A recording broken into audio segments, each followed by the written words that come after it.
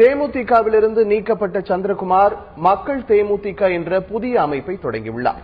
தேமுதிகவிலிருந்து நீக்கப்பட்ட வி.சி. சந்திரகுமார் மாவட்ட செயலாளர்கள் மற்றும் அவரது ஆதரவாளர்கள் சென்னை தி.நகரில் ஆலோசனைக் கூட்டம் நடத்தினர். ஆலோசனைக் கூட்டத்தில் 5 முக்கிய தீர்மானங்கள் நிறைவேற்றப்பட்டது. தீர்மானத்தை வாசித்த வி.சி. சந்திரகுமார் மக்கள் தேமுதிக என்ற புதிய அமைப்பை தொடங்குவதாக அறிவித்தார்.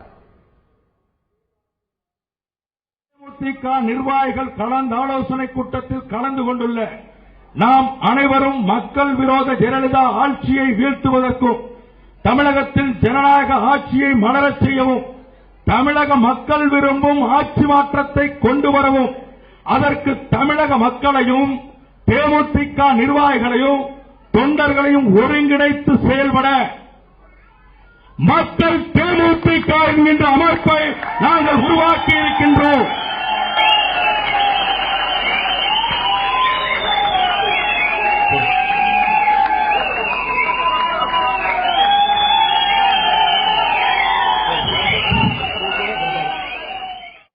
தேமுதிகவை இரண்டாக உடைக்கும் எண்ணம் தங்களுக்கு இல்லை என்று சந்திரகுமார் தெரிவித்தார்.